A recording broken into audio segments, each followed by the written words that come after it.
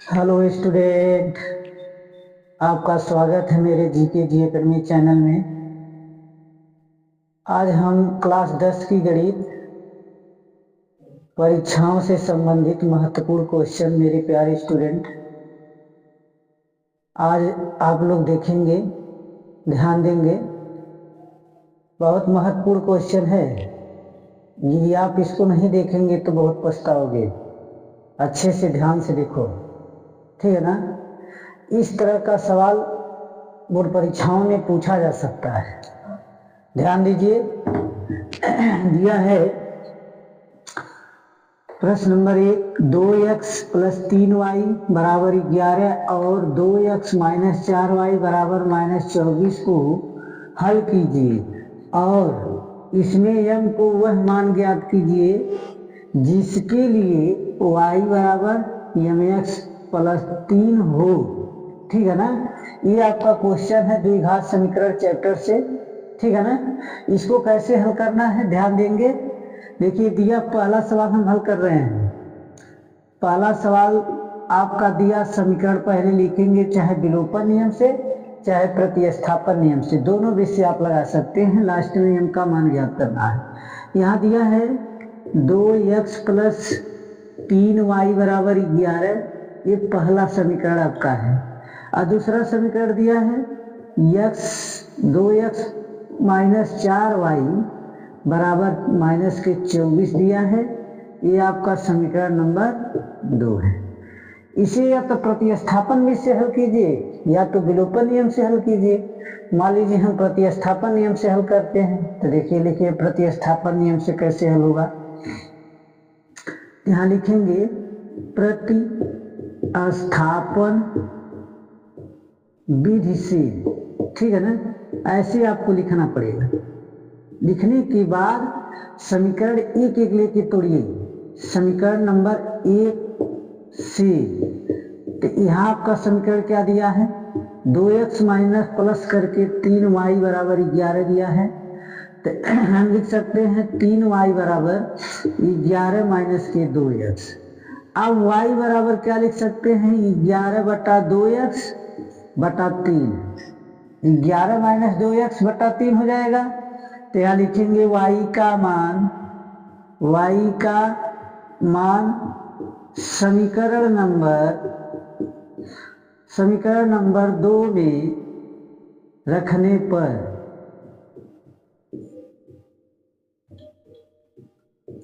पर मतलब ये जब प्रतिस्थापन विधि हल करेंगे तो यदि पहला समीकरण लेके हल कर रहे हैं तो y का मान दूसरा समीकरण में रखेंगे।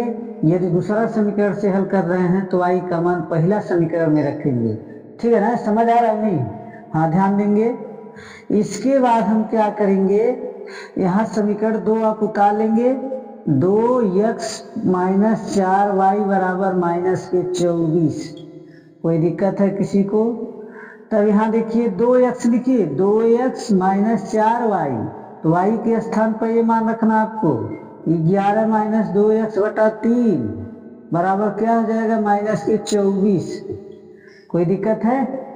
अब यहाँ ध्यान देंगे मेरे प्यारे स्टूडेंट। आप देखिए 2x तो आप ऐसे उतार लीजिए, फिर माइनस करके दिया है 11 चौक 44, फिर माइनस क्या प्लस हो जाएगा, 8 4 दूनी 8x हो जाएगा। पूरे के बटे आप क्या लिखेंगे, 3 बराबर -24। इतना समझ आ गया। अब इसका हम लसा लेंगे तो इसका गुणा इधर कर देंगे तो यहाँ क्या हो जाएगा, 6x माइनस के 44 प्लस के 8x। ठीक है ना।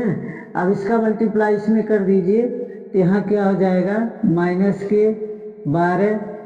ठीक है ना। 72 हो जाएगा। यानी 3 चौक 12, 3 दूनी 6, 1 हासिल 7। अब चर संख्या एक तरफ करेंगे तो ये क्या हो जाएगा, 6x प्लस 8x। अब यहाँ हो जाएगा बराबर के -72 प्लस के 44। अब यहाँ जोड़ेंगे तो आपका टोटल 14x होगा। अब बराबर कर देंगे, यहाँ घटाएंगे तो माइनस के कितना, जब घटाएंगे इसको तो 12 में से 4 जाएगा तो 8 बचेगा। ठीक है ना। अब यहाँ बचा 6, 6 बचा ना, 6 में से आपका कितना घटेगा 4, तो आपका बचेगा माइनस के 28। तो x बराबर क्या लिखेंगे 14 एकम 14, 14 दूना 28। तो यहाँ आपका माइनस के 28 x का मान आ गया मेरे प्यारे स्टूडेंट। अब ध्यान देंगे कि x का मान अब समीकरण 1 में अब रखेंगे, तो यहाँ लिखेंगे x का मान, x का मान समीकरण नंबर 1 में रखने पर देखिए, रखिए एक क्या आपका 2x + 3y बराबर 11 है।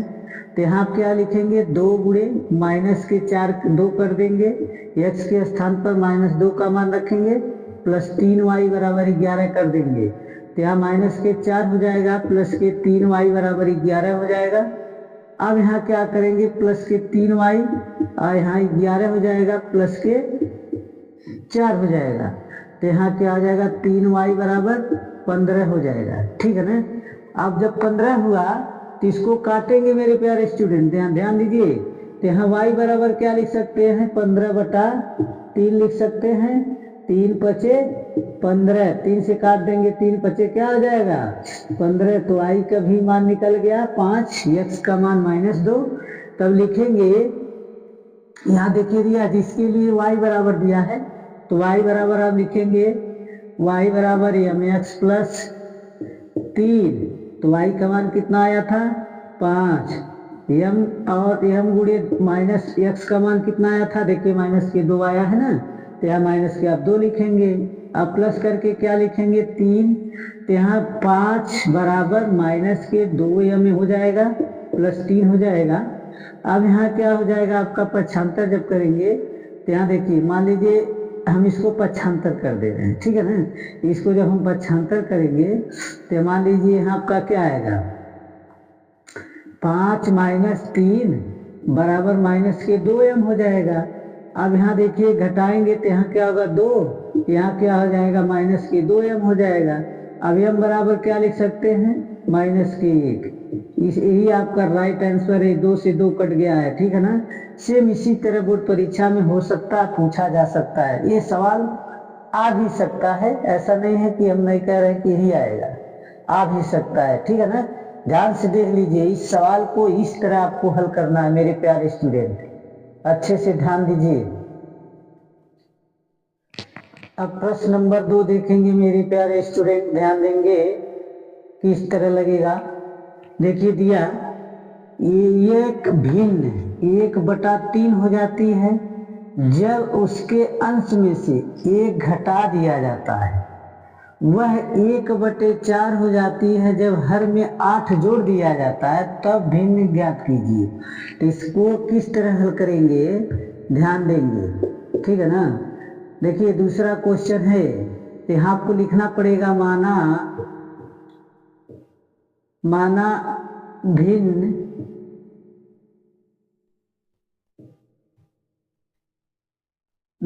भिन्न आपका क्या है अंश बटे हर, अंश बटे हर, माना भिन्न बराबर अंश बटे हर। तो आपका भिन्न बटे अंश बटे हर हो गया। अंश क्या है आपका, मान लीजिए अंश x मान लीजिए और ये क्या मान लिए y मान लिए, तो ये अंश और ये हो गया आपका, ठीक है ना। इस तरह माना भिन्न x बटे y है, यानी x क्या है अंश है, y क्या है हर है।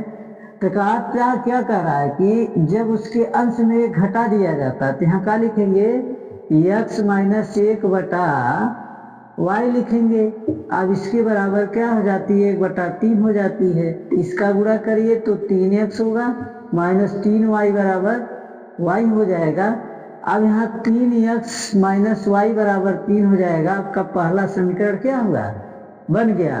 अब कह रहा है कि जब हर में 8 घटा दिया जाता है, तो अब देखिए यहाँ क्या लिखेंगे x/y, तो हर में क्या दिया जाएगा, मतलब जब हर में 8 जोड़ दिया जाता है तो जोड़िए, इसमें प्लस करिए, +8 इसके बराबर क्या हो जाती है 1/4 हो जाती है। तो 4x हो जाएगा, 3x का गुणा करेंगे अब इसका क्या हो जाएगा, y प्लस 8 हो जाएगा। समझ आ रहा ना। अब यहाँ क्या करेंगे, 4x माइनस वाई बराबर 8 कर देंगे, तो समीकरण आपका 2 बन गया।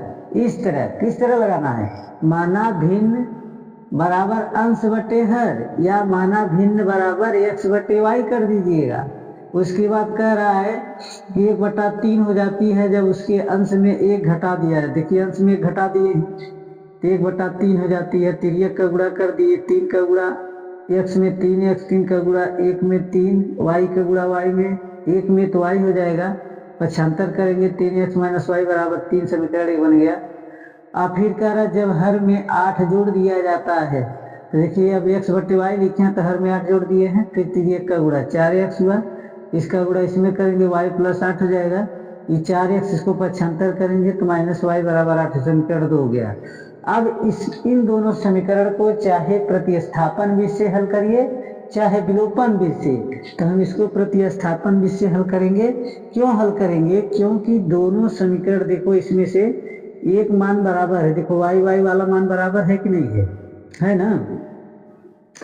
तो यहाँ क्या लिखेंगे, पहला समीकरण 3x माइनस वाई बराबर 3, समीकरण पहला लिख दिए।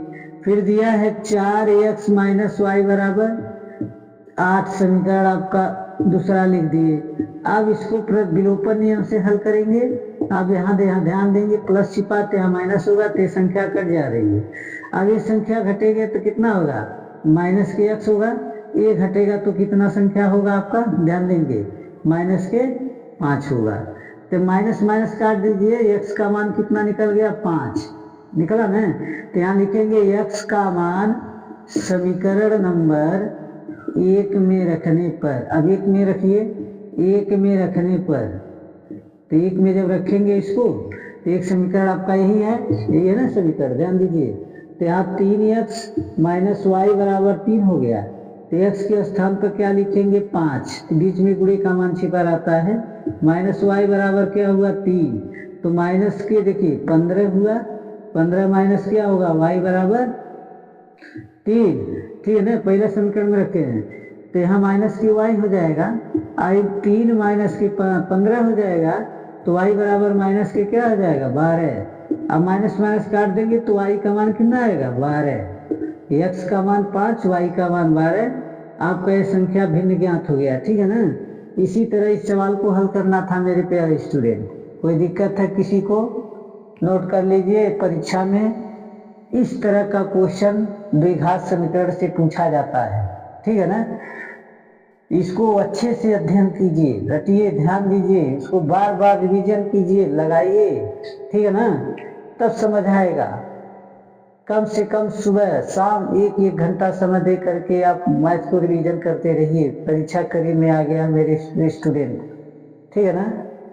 ये वीडियो अच्छा लगा आपको तो मेरे वीडियो को लाइक, सब्सक्राइब, शेयर, कमेंट जरूर कीजिए। धन्यवाद।